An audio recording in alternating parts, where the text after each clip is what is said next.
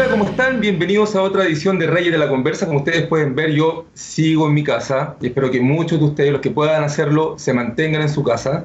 Ya vamos para la tercera semana en que muchos de nosotros nos pusimos en una cuarentena preventiva y cuando estamos iniciando la grabación de este nuevo episodio podcast de Reyes de la Conversa, van más de 3.000 personas contagiadas por COVID-19 en nuestro país, cerca de 18 muertos, el informe era hasta ayer. Y la primera invitada que tenemos para conversar en esta oportunidad es bien interesante porque seguramente usted compartió el video que ella hace casi 2 semanas viralizó a través de las redes sociales exigiendo básicamente insumos, implementos para trabajar en su lugar de trabajo. Ella es urgencióloga, estamos hablando de Fabiola Alzamora, urgencióloga de la Posta Central con una vasta trayectoria en el servicio público. Ya la pueden ver. Fabiola, muchas gracias por estar hoy día en Reyes de la Conversa. ¿Cómo está? Hola, chiquillos. Bien, aquí estamos en cuarentenadas en mi casa. Hoy día de descanso, así que aquí estamos encerraditas para prepararnos para el próximo turno. Perfecto. Y de descanso, me imagino que ha sido una semana muy intensa. Fabiola, han sido semanas, días muy intensos para ti y tu equipo. Te hiciste en cierta forma conocida, ¿no es cierto? Porque de forma inesperada, a lo mejor para ti, yo conversaba el video en que tú denunciabas que no había mascarillas en la urgencia de la Posta Central, que no había alcohol gel en la urgencia de la Posta Central. Era bastante preocupante cuando se estaba dando inicio al tema de la pandemia y de la cuarentena que muchos estábamos haciendo. ¿Qué pasó con eso, Fabiola? ¿Llegaron las mascarillas a la Posta Central? ¿Llegó el alcohol gel finalmente? Sí, bueno, después de esta, como que se viralizó esta denuncia pública a través de mis redes sociales porque veníamos haciendo un llamado, básicamente el primer caso se reportó acá el 2 de marzo, ya en Chile, y nosotros como gremio, en la Posta Central, nosotros concentramos el mayor número de especialistas en medicina de urgencia en todo Chile, sí, desde el punto de vista de la salud pública. Y nosotros empezamos a preguntar qué iba a pasar, dónde estaban los protocolos, dónde estaban los insumos, etc. El día que yo hice la denuncia fue el 18 de abril, 18 de marzo, perdón, corrijo, que fueron 16 días después del primer caso. Y lamentablemente seguíamos llegando a los turnos y no estaban los insumos necesarios para trabajar. Bueno, después de eso, efectivamente fueron, además de los dichos del ministro que salió desmintiendo mi denuncia, se sumó la presión social y de muchos otros funcionarios a lo largo de todo el país, e incluso un funcionario de abastecimiento de la Posta Central que hizo una denuncia súper grave diciendo que la falta de insumos, como yo les mencioné, esto es la punta del iceberg, no era algo nuevo, sino que venía de años, y confirmó lo que yo dije en mis denuncias, que básicamente nosotros siempre somos los que gestionamos y tratamos de conseguir y tratamos de hacer para poder sacar adelante a la gente. Entonces, en base a eso empezaron a aparecer insumos de a poco, porque efectivamente estos insumos que se decían que estaban en las bodegas, inicialmente nos dijeron que estaban en las bodegas y que no los sacaban porque se los habían robado, que los iban a empezar a sacar de a poco, pero después salió el funcionario de la bodega diciendo que efectivamente no estaban y que no habían llegado, así que la liberación de insumos fue paulatina. El primer turno ahí a los 40 minutos que yo hice la denuncia, en vez de una mascarilla de una mascarilla quirúrgica, que es un subtipo mascarilla, para todo el turno aparecieron una mascarilla para cada funcionario para poder cambiarla cada 4 horas. Okay. Llegaron 4 dispensadores de alcohol gel para el sector completo donde yo estaba, que eran unos dispensadores gel de litro, que eran para 13 camillas, y apareció jabón para lavarse las manos y toalla, y ahí efectivamente empezaron las excusas de que efectivamente los insumos estaban, pero que además de que el personal se los robaba, el personal que estaba a cargo de reponer los insumos no lo hacía.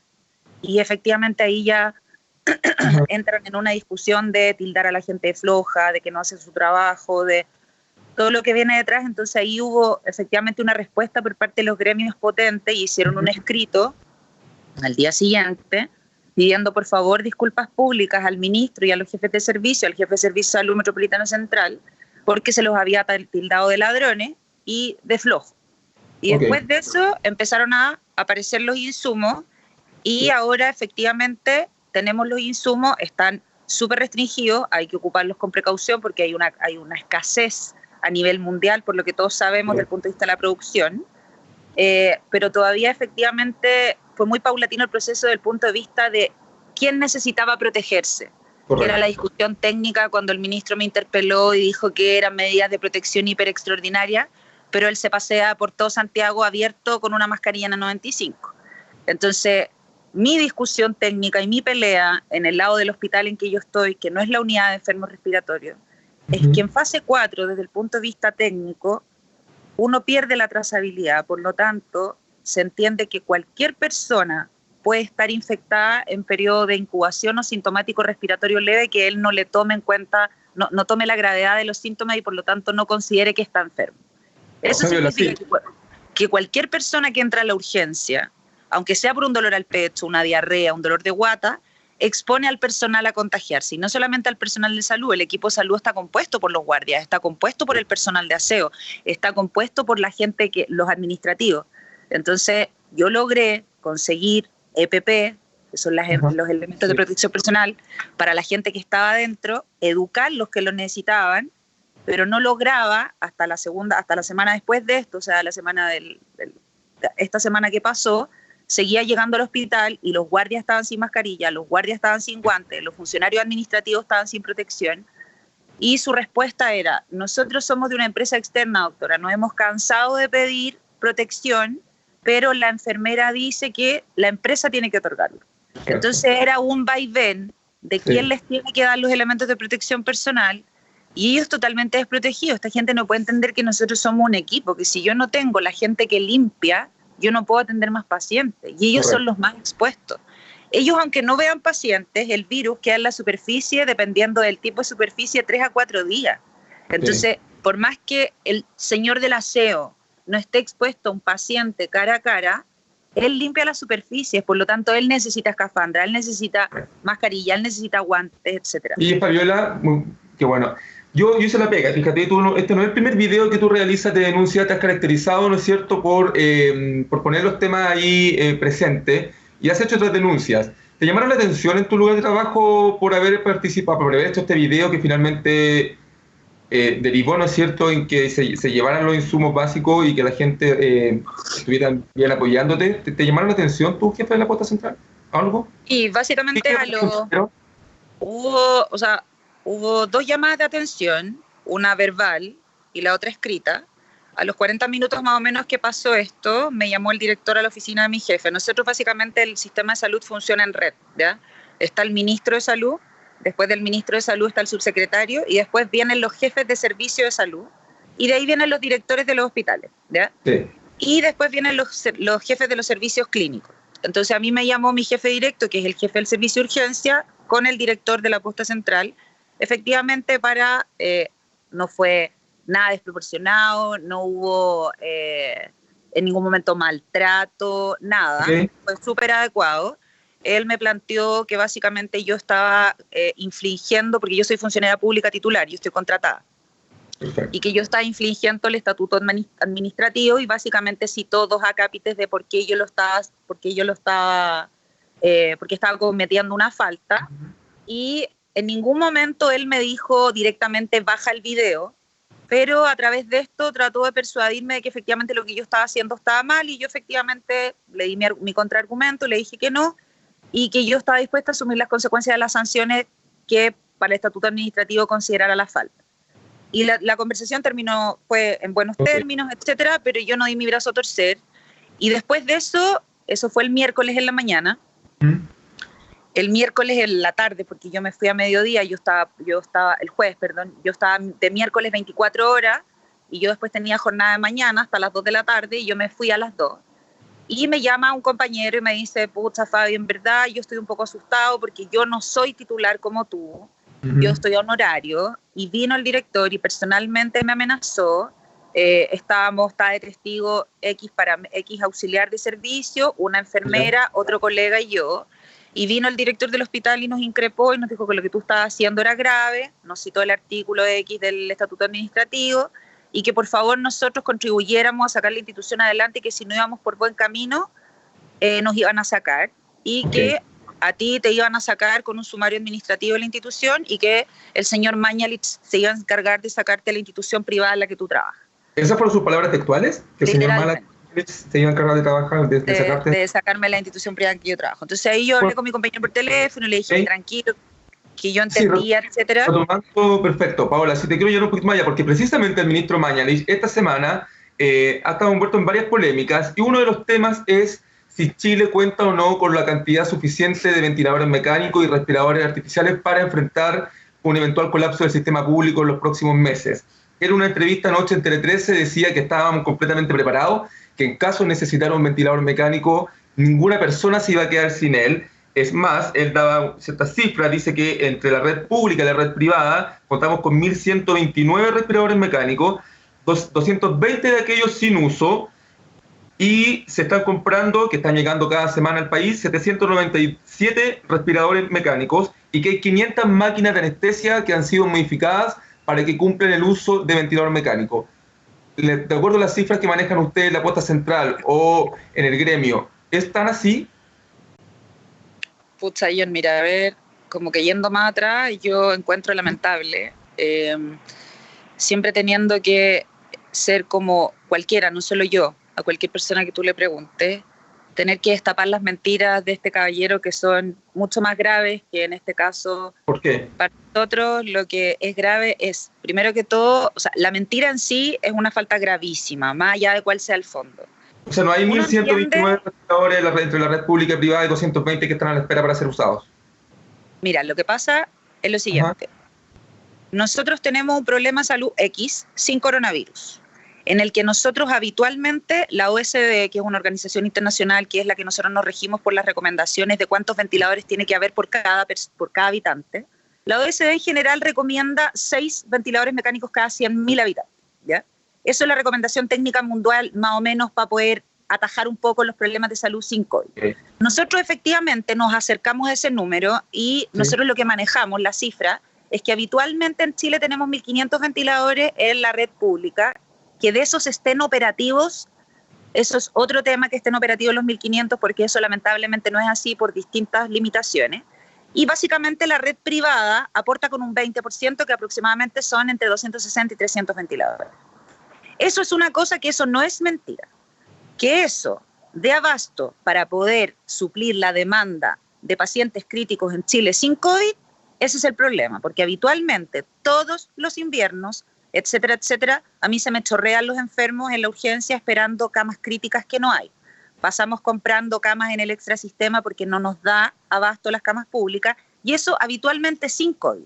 Ese es el punto uno. O sea, las camas efectivamente, esas cifras que el ministro da de cuántas camas reales tenemos, cuál es la tasa de ocupación real, es entre un 90 y un 95%. Okay. Yo ayer, por ejemplo, hablaba con un colega mío, un urgenciólogo que está trabajando en Lo Herminda, porque me tiene muy preocupada la situación del Biobío y la Araucanía.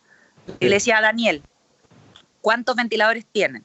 Fabi, tenemos 16 ventiladores mecánicos, porque 4 están dados de baja, porque están malos, y 2 no les han hecho la mantención. Perfecto, ¿cuántos les van a traer? Nos dijeron que teníamos que habilitar 40. El problema es que no han llegado y no sabemos cuándo van a llegar. Entonces, se supone que van a llegar. Se miente acerca de la fecha de la compra. Tuvieron que transparentar que efectivamente la compra no había sido en enero, y eso justifica que los ventiladores todavía no lleguen, sino que la factura era del 12 de marzo. Sí. Entonces acá, John, es una cosa que es mucho más grande, ¿cachai? O sea, primero que todo, transmitir una información que no es real. Segundo, dar una falsa calma. O sea, yo entiendo que mi propósito no es alarmar, pero sino que nos preparemos y seamos transparentes. O sea, sorry, chilenos, nosotros no tenemos el mejor sistema de salud del planeta, se va a morir gente porque no damos abasto para atenderlos a todos, por lo tanto tenemos que ser más precavidos y tenemos que ser más duros en cuanto a las medidas para frenar el contagio. Allá voy, en ese sentido, yo te entrevisté hace un par de semanas para la revista Velvet, y tú ahí me dijiste algo bien potente, que literalmente nos estamos enfrentando a una catástrofe. Estamos iniciando abril, Fabiola. Estamos conversando con Fabiola Alzamora, urgencióloga de la Posta Central. Estamos conversando en abril y el ministro hablaba de que eventualmente podríamos tener 2 picos de la enfermedad. El primero en mayo y el segundo en junio, cuando las personas que se contagiaron y necesiten de una unidad en la UCI, una cama en la UCI o un respirador, lo puedan hacer. Por lo tanto, habrían 2 picos de la enfermedad.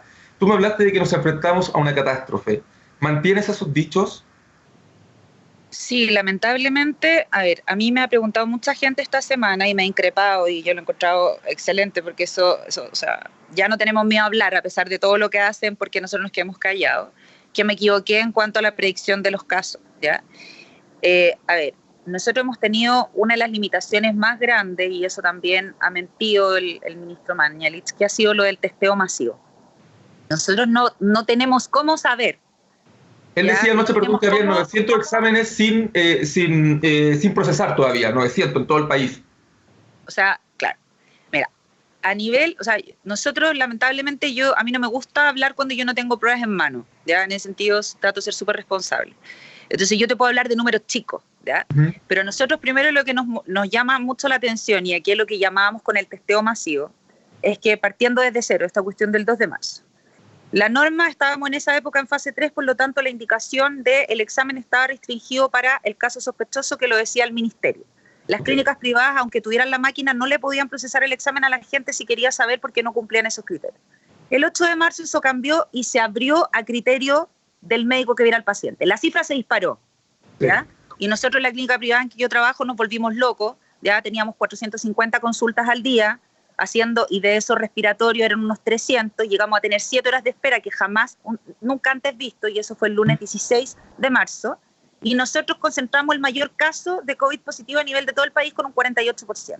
Y de los pacientes que nosotros testeamos, que los testeamos a todos, aunque tenga moco, aunque tenga o no tenga fiebre, etcétera, estamos teniendo un 10% de positividad, que eso se ha mantenido en forma transversal desde el día 1. Después la norma volvió a cambiar, que fue el 23 de marzo, cuando anunciaron las medidas el domingo en la mañana, diciendo que iba a haber cuarentena y que iba a haber testeo masivo, y fijaron el precio del examen, volvieron, o sea, y yo lo publiqué, que era súper contradictorio decir que íbamos a tener testeo masivo si es que tomábamos las normas del caso sospechoso en fase 3, porque si el paciente no tiene fiebre no le puedo hacer el examen.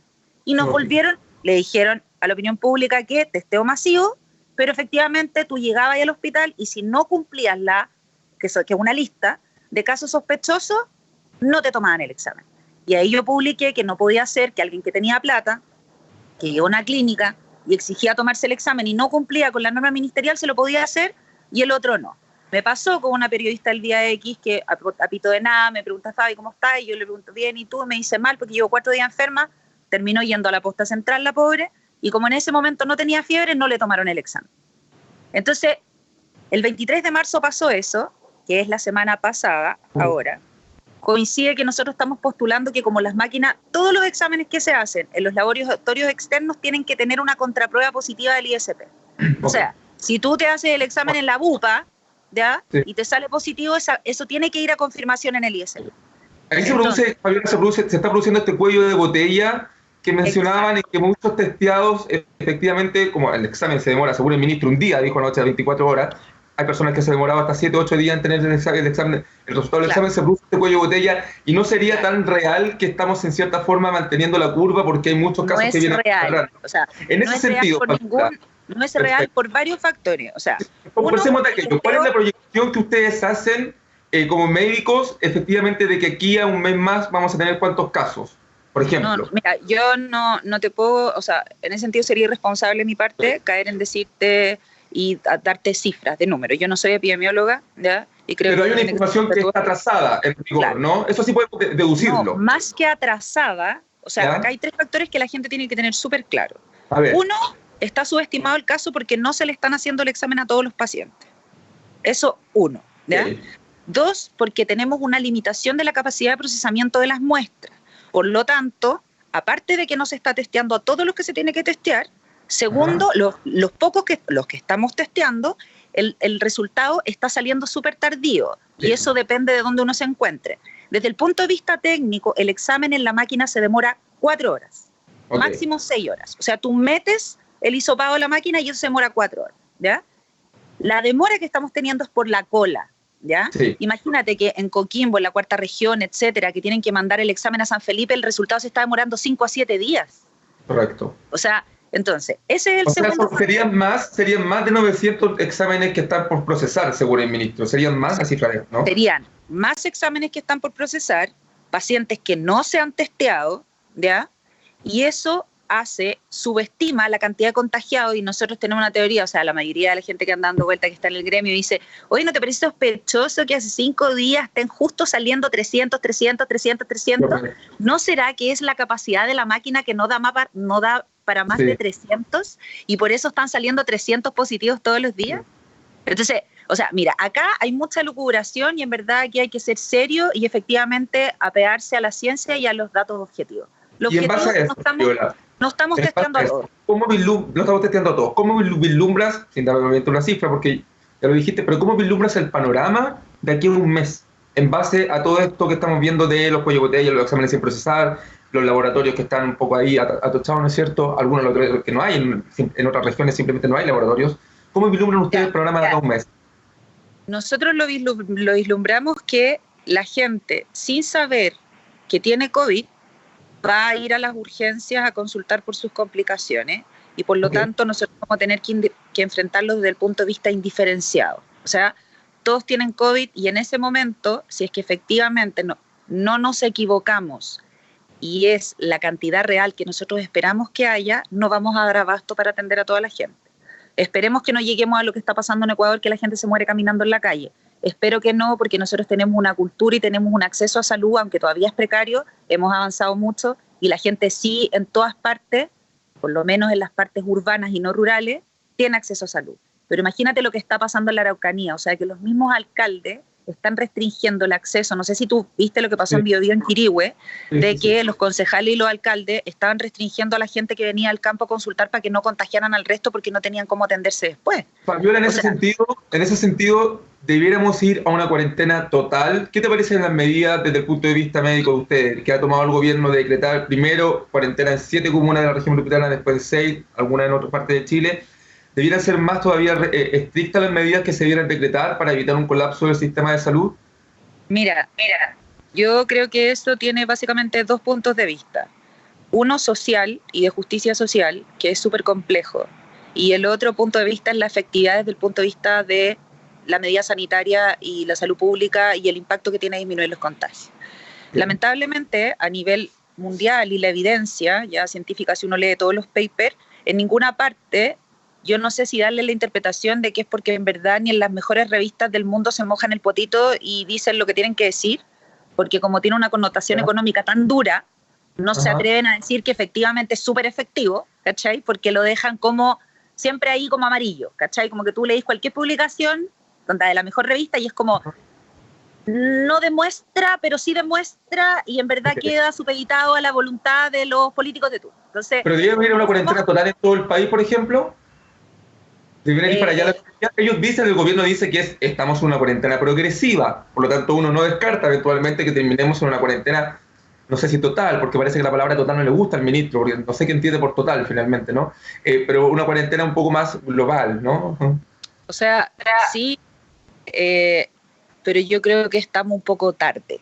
¿Ya? O sea, estas cosas nosotros las estamos planteando yo desde ese día que viralicé el video. Sí. Estábamos pasando a fase 4. En todos los países que han decretado, no hablemos de cuarentena, hablemos del término correcto técnico que es confinamiento social estricto. ¿Ya? Okay.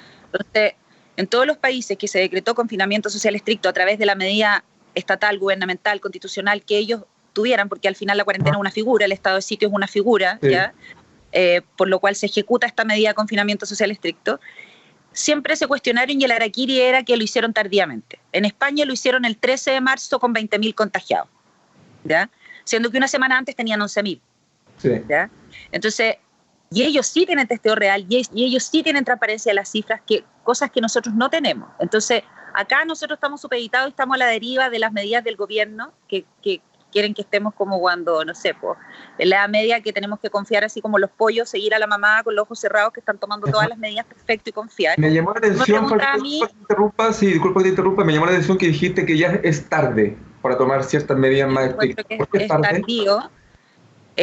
¿Por qué? Porque si hubiéramos hecho una cuarentena y un cierre, un cordón sanitario de la región metropolitana y si hubieran cerrado precozmente los puertos de, por ejemplo, Juan Fernández, que el alcalde tomó solo la decisión porque él no tiene ningún ventilador mecánico. O sea, cuando salieron los alcaldes tomando medidas y el gobierno se les tiró encima de acusarlos constitucionalmente y todo, el alcalde Juan Fernández dijo, me da lo mismo, porque yo no tengo médico, no tengo nadie, entonces yo cierro aquí la entrada de todos los cruceros y cuarentena total. Entonces yo creo que estamos tarde porque ya el virus lamentablemente transmitió de Arica a Punta Arenas. O sea, hasta la semana pasada no teníamos caso en Tarapacá. O sea, tendríamos que esperar eventualmente de aquí a una semana más un aumento proporcionalmente alto en la cantidad de contagiados. El ministro decía ayer, la idea es que nos contagiemos no todos juntos, porque de que nos vamos a contagiar la gran mayoría, nos vamos a contagiar la gran mayoría. La idea es que no nos contagiemos todos juntos. O sea, el panorama es muy sombrío para lo que se puede venir en los meses de invierno. Es muy sombrío porque efectivamente con todas estas medidas de hacer este confinamiento social progresivo, lo que se hace efectivamente, como lo que hicieron en Estados Unidos y en Inglaterra, como que se entregaron, pero ellos lo transparentaron del día 1. O sea, sí. Salió el primer ministro inglés y dijo, acá es estrategia mitigadora, porque tú tienes dos estrategias a nivel gubernamental, mitigadora y supresora. Y da lo mismo, y nos vamos a enfermar, y da lo mismo, y nosotros, y los que se tengan que morir, se van a morir, y los que se puedan salvar, se van a salvar. Nosotros no hicimos eso, no transparentamos eso desde un principio, pero básicamente la gente tiene que entender que esa ha sido la estrategia del gobierno, que hemos tenido una estrategia a nivel estatal mitigadora y que eso significa ir tomando las medidas que van apareciendo los casos, sin considerar que no ha sido transparente la información ni nada. Y lo que nosotros vemos de panorama sombrío para los próximos meses es que vamos a ver todos los enfermos complicados, que nosotros hemos tenido, lo que nos está alertando mucho, que un 44% de la población que ha requerido hospitalización ha sido gente menor de 50 años. O sea, acá todo el rato... No se conoce mucho, sobre todo por la experiencia chilena. Eso es muy fuerte. Claro, entonces eso no se transparenta. Entonces todo el rato ellos salen, no sé si tú te fijas, pero cada vez que haga una declaración el señor Mañalit siempre sale como comparándonos con números peores del resto de Latinoamérica. Dice, hay tantos muertos en tal parte y nosotros tenemos una mortalidad del 0,3%. Y se ha muerto pura gente que se tenía que morir, puros abuelitos que tenían cáncer, que se hizo media... ¿Y por qué no dice que el 44% de la población infectada que está hospitalizada, no necesariamente en ventilación mecánica, sino que una neumonía moderada, han sido pacientes de 50 años, menores de 50 años sanos? Uh-huh. Entonces, o sea, básicamente aquí son tres cosas: que no hay transparencia de la información, que aparte de eso hay mentiras gravísimas que exponen a la población y que efectivamente no se han tomado las medidas que se han tenido que tomar en el tiempo que han tenido que tomarse, y eso va a tener consecuencias muy graves. Y graves para nosotros es porque yo no tengo cómo prepararme, yo no tengo cómo enfrentarlo, yo no tengo cómo exigir. O sea, mi compañero me decía, Fabi, ¿estará bien con 40 ventiladores ayer? Yo le decía, no sé, pues porque nosotros sabemos que es el 5% del total de contagiados, del total de enfermos, que es el 80% de los expuestos. Pero yo no sé cuántos enfermos vaya a tener tú en tu región, porque si tenéis 10, vaya a necesitar X ventiladores. Pero si tenéis 1000, entonces no sé... En base a las proyecciones, cómo lo están calculando, los ventiladores no han llegado. Y no solamente, John, que lleguen los ventiladores, tú no sabes con quién van a atender esa gente. Acá no es dar un paracetamol, es hacer una receta y mandarte a tomar agua para la casa. O sea, acá, en verdad, la medicina intensiva, tú tenés que, para que tú entendáis un poco, tú estudias 7 años medicina, 3 años una especialidad primaria y 2 años medicina intensiva. Son 12 años para poder perillar un ventilador mecánico. Entonces, literalmente... Más allá de que lleguen, como en Estados Unidos, por ejemplo, que lleguen 50.000 ventiladores, ¿quién los va a atender? A mí me van a mandar a encerrarme los militares una semana al hospital porque yo soy una de las pocas que sabe hacer eso, junto con... Si tú te metes a internet y buscas en Google la cantidad de intensivistas que hay en Chile, de verdad que te da un ataque al corazón. ¿Cuántos son? Menos de 400. O sea, menos de 400, y hay por lo menos 500 máquinas de anestesia que se están reconvirtiendo. O sea, si no hay quien pueda usar esas máquinas originales, ¿quién va a poder? No hay quien pueda atender, y no son solamente los médicos, John, acá, o sea, es el paramédico, es el enfermero. Este es un paciente súper complejo que requiere atenciones especiales. En México, por ejemplo, los colegas están publicando los anestesistas que están muertos de susto porque ellos no se sienten preparados para atender pacientes de intensivo, porque dentro de su formación ellos saben intubar, ellos saben ventilar, pero una máquina de anestesia. Entonces también los colegas somos responsables de hasta dónde nosotros podemos llegar con nuestros conocimientos y cuánto podemos hacer más daño de lo que podemos ayudar. Fabiola, se nos está acabando el tiempo. Estamos conversando con Fabiola Alzamora, urgencióloga de la Posta Central, que le damos las gracias porque en su día de descanso está acá conversando con nosotros en Reyes de la Conversa. Literalmente no ha parado desde que se convirtió en viral en el video que denunciaba la falta de insumos básicos para poder trabajar en la Posta Central. Fabiola, para ir cerrando, hay varias cifras que me han llamado la atención, ¿no es cierto? El 44% de la población de infectados que está menor a los 50 años, que no se dice por parte del gobierno en los informes diarios. y todo lo que hemos conversado más allá también de las cifras, ¿tú ves que Chile va a estar más cercano en el pic crítico? No sé si de Corea del Sur, porque lo que hizo la gente de Corea lo hizo bien desde el día uno, ¿no es cierto? Con todo el confinamiento y las medidas que ellos usaron. Pero vamos a estar más cerca de Francia, por ejemplo, que se ha mantenido una curva con un número de fallecidos considerable, pero manteniendo la curva de los contagios a raya, o vamos a estar más parecido a lo de España, que nos deja sorprender cada día mientras se acerca a Italia. ¿Qué crees tú? Mira, súper difícil y súper buena pregunta. Y yo creo que va a depender de dos cosas: del testeo real, de cómo nosotros idiosincráticamente y genéticamente vamos a responder a la enfermedad, porque eso se ha visto que ha influido mucho en los comportamientos patológicos, la mortalidad y todo en los distintos países. Y yo me atrevería a decir que podría ser un intermedio, ¿ya? Intermedio, O sea, que un intermedio desde el punto de vista de que no vamos a lograr comportarnos tan estable como Francia para que el sistema de salud alcance a absorberlos a todos, porque se han ido enfermando todos graves de a poco, sí. Pero tampoco nos vamos a comportar la atrocidad italiana de que se nos van a morir chorreándose en los pasillos, o como en Ecuador, que se mueren en la calle. Perfecto. Yo creo que vamos a alcanzar a atender a la gente y que nos va a pasar lo que nos pasa todos los inviernos, que es que tenemos que hacer así o así, y tenemos que distribuir el recurso por el principio de justicia, y espero que sea un panorama intermedio y que estemos todo el invierno en esto, dándole hasta agosto, versus que se nos muera toda la gente en junio o mayo. Ok, o sea, es de esperar que el espacio que se arrendó en el espacio riesgo, a la redundancia, se ocupe todo. Se va a ocupar todo Chile. Ya está todo. Imagínate, yo te decía lo de mi colega, ellos tienen las 16 camas ocupadas y 5 con COVID. Y no tienen más. Y es hospital regional. Y no hay más. El hospital regional Herminda Martín de Chillán. Ya pues, Fabiola Zamora, clave entonces el tema de los testeos, que no se siga produciendo este cuello de botella, y clave que las autoridades sigan respondiendo. Yo te agradezco mucho de verdad tu tiempo y tu coraje y tu valentía por darme esta entrevista. Te caracterizas por ser así, por hacerlo así. Así que si el ministro Mañalich, si te sigue respondiendo, quiere decir que estás haciendo las cosas bien. Muchas gracias por estar con nosotros en Reyes de la Conversa. Gracias a ustedes. Chao, chiquillos. Chao, Fabiola. Bueno, y seguimos con el segundo bloque de Reyes de la Conversa, un programa muy vigente, muy ligado a la actualidad. Por eso creo que teníamos que tener al siguiente entrevistado, porque han habido obviamente muchas noticias relacionadas con el COVID-19 y la pandemia que estamos enfrentando, pero también muchas noticias en el plano económico, qué es lo que va a pasar para nuestro país con el tema del desempleo, con las medidas que ha instaurado el gobierno, la ley de protección al empleo, pero por sobre todo también la recesión. Estamos entonces para conversar listos, ustedes ya lo ven ahí, a Josep Ramos, una voz autorizada en esta materia, docente de la Facultad de Economía y Negocios de la Universidad de Chile. Don Josep, ¿cómo está? Muchas gracias por estar con nosotros. En lo personal, bien. Está haciendo cuarentena, me imagino, obviamente. En cuarentena, efectivamente, y leyendo mucho. Está leyendo harto, mire qué interesante. Sí, pues uno lee mucho más, parece que en esto uno pesca ahí los libros que tenía, ¿no es cierto?, acumulados por ahí. ¿Qué estás leyendo antes que comencemos con la conversa ya de lleno en lo económico? ¿Qué estás leyendo, Josep Ramos, en cuarentena? En este momento estoy leyendo una trilogía sobre la Guerra Civil Española, una novela.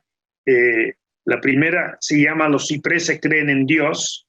La segunda, en que estoy metido ya, se llama Un millón de muertos, que transcurre durante la guerra. Y la tercera, la que vendrá después, Estallado la Paz, que es cómo sale, o no cómo sale, pero qué es lo que sucede después de la guerra civil. Novela fascinante que muestra las atrocidades que somos los seres humanos, así como lo heroico que también y generoso que podemos ser, las dos caras del ser humano. Perfecto. Vamos entonces de lleno a la materia económica. El Fondo Monetario Internacional la semana pasada anunció que el mundo entero, ¿no es cierto?, enfrentaba ya una recesión debido a la pandemia del COVID-19. ¿Cómo ve usted en específico el panorama para nuestro país en los próximos meses debido a esta situación? Yo creo que uno debería de partir con el pronóstico del Banco Central, que creo que es la voz más autorizada en esto. Predijo el miércoles en el informe de política monetaria que este año la economía iba a caer entre menos 1,5 y menos 2,5, o sea, 2%, Sí. una cosa. Con un importante repunte para el año 2021 de 3,75 a 4,75. Como ahí, por No es menor. bueno, yo considero que, digamos, eso yo creo que es la voz más autorizada que tenemos. Mi opinión personal es más negativa que el Banco Central. Yo creo que lo es más negativo tanto para el año en curso como el año que viene. Y lo es más negativo, digamos, con menos fundamento que lo que tiene el Banco Central, pongamos eso. Es más negativo porque creo que los riesgos de que esto se prolongue son altos. Hay mucha incertidumbre al respecto. Y que se puede prolongar tanto en el sentido que esta cuarentena que tenemos se vaya extendiendo en el tiempo, como que se tenga que repetir en meses subsiguientes. Entonces, ¿Qué implicaría si se tiene que repetir una cuarentena, por ejemplo, no sé, en agosto o un poco más allá, un rebrote del virus? ¿Qué efectos en lo concreto tendría para la economía del país, don Joseph? Bueno, el más directo, naturalmente, es que la gente está produciendo menos. O sea, solo para graficar esto, si se parara por completo, y nunca se para por completo, la actividad económica, en una semana se produce 2% del PIB del año. Sí. O sea, si el país se cerrara completamente por una semana, habría 2% de producción menos. Ahora, nunca se cierra completamente. O sea, está... Sí. Ni siquiera, bueno, en Italia, ¿no es cierto? La mayor capacidad productiva se ha parado en parte, pero tampoco ha sido del 100%. No, de ninguna manera. O sea, el comercio está funcionando, la salud está funcionando. Decimos que la educación está funcionando. O sea, Chile saldría no tan mal parado después de esta recesión global, a su juicio. No tan mal parado, ¿en qué sentido? O sea, si se cumple lo que vaticina el Banco Central, ajá, que es una caída de 2%, yo considero que, dado las circunstancias, eso es un resultado bastante bueno. O sea, mucho menos malo de que uno podría haber anticipado, porque en Chile operan varios factores. El primero es, obviamente, que igual que todos los países, Chile mismo está parando su producción vía confinando a la gente a sus casas, o parte de la población. Segundo, los precios de exportación de los productos chilenos han caído mucho. De tal modo, el cobre está en torno a $2.15, donde estaba en torno a $2.80 unos 6 meses atrás. Entonces, eso repercute negativamente en Chile. O sea, no solo lo que no se está produciendo en Chile, sino lo externo. Y en tercer lugar, aquí como en todas partes, la gente se pone cauta y reduce su gasto. Y esto está dañando. ¿Sí? En ese sentido se están tomando medidas, ¿no es cierto?, en específicas, como la baja en la tasa de interés adoptada por el Banco Central en un 0,5%. En lo concreto, y para allá voy, ¿cómo va a afectar a la gente, ¿no es cierto?, al ciudadano común y corriente, una medida como esa que aplica el Banco Central, que lo aplica de forma unánime? Bueno, la idea del Banco Central es que se gaste más, y que se gaste más abaratando el crédito. Ahora, la tasa de política monetaria afecta créditos de corto plazo y a la banca, pero la idea es que la banca eventualmente se lo traspase a los consumidores y a las empresas. Y eso es lo que suele suceder, pero toma tiempo ese fenómeno. Pero eso no es la única. Podríamos hablar una rebaja en la tasa de los créditos de consumo para que finalmente la gente también se endeude más adelante, ¿así es? Bueno, la idea, lo que quieren es que la gente no corte su gasto tanto. Ahora, parte del corte del gasto es inevitable. O sea, si nadie puede salir, los bares, los restaurantes, ahí no tienen ingresos. Pero otras medidas que se han anunciado, no por el Banco Central, sino por Hacienda, son los intentos de dar financiamiento a las pymes. Y el Banco Central también ¿Usted cómo evalúa esas medidas decretadas por el gobierno? Obviamente países que han sido más afectados por la pandemia como España destinan un recurso mayor del Producto Interno Bruto a medidas similares como ha tomado el gobierno, pero España, al principio sobre todo la curva de la pandemia era similar a nuestro país. ¿Para qué vamos a hablar, don Joseph, de los billones de dólares que ha adoptado el gobierno de Estados Unidos ante la mayor crisis económica que ha enfrentado en las últimas décadas?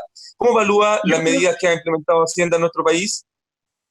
Creo que han sido un paso en la dirección correcta, que se van a probablemente tener que intensificar, o sea, en la medida que la crisis dure o se profundice. Todas estas medidas para tomar una de las más medidas, más allá. Una de las comentadas ha sido sobre el uso del seguro de cesantía para la gente. Basta que las empresas paguen las cotizaciones previsionales y podrían acceder a ello. Esa medida, si bien es un buen primer paso, la verdad el seguro de cesantía está diseñado en el supuesto de que tú pierdes tu trabajo y tú encuentras otro. Y por consiguiente, cada vez el porcentaje que te dan es menos. En las circunstancias actuales, nadie está contratando. Por consiguiente, yo creo que es probable, si esto dura mucho, que se tenga que extender el beneficio del seguro de cesantía en el tiempo, así como aumentar el monto que paga cada mes, porque va decreciendo 70, 55, 40% del salario y es un decrecer bien rápido y a mi modo de ver insuficiente. Hay todo el tema de las pequeñas y medianas empresas de proveerlas de liquidez. Hay medidas de nuevo en ese ámbito, pero que entiendo yo que todavía no se han puesto de verdad en ejecución. Y cada día en ese sentido, ¿debiéramos esperar un alza considerable mayor aún en el desempleo a nivel país para los próximos meses? Yo diría que sí. O sea, ¿De cuánto? Dios sabrá, pero yo diría que no, en este segundo trimestre del año el desempleo va a superar el 10%. O sea, estamos hablando ya de algo bastante poco común, ¿no es cierto?, enfrentar una cifra de desempleo con 2 dígitos, don Joseph Ramos. Bueno, o sea, el punto de referencia más cercano que tenemos es la crisis 2009, en que efectivamente superó el 10%. Ahora, no creo que va a llegar, por así decirlo, al 20 o 25% que llegó en el año 82, 83. O sea, ¿debería un gobierno entre el 10 y el 12% más adelante? ¿Cómo? Repite, por favor. ¿Debiéramos movernos entonces en una cifra de desempleo entre el 10 y el 12% lo más allá, a su juicio? Bueno, no se podría descartar efectivamente un 12%, pero yo creo que arriba de 10 temo que se va a dar, seguro, tal como se dio en el 2009. Perfecto. Bueno, don Joseph Ramos, le queremos agradecer. Sí, le queremos agradecer su tiempo en Reyes de la Conversa. Esperemos, ¿no es cierto?, que esta crisis también no nos afecte tanto en materia económica. Ya nos está afectando mucho, pero vamos a tener contacto más adelante cuando lo necesitemos. Muchas gracias por su tiempo. Igualmente. Bueno, y así despedimos esta emisión de Reyes de la Conversa. Muchas gracias a todos y atentos a la próxima semana.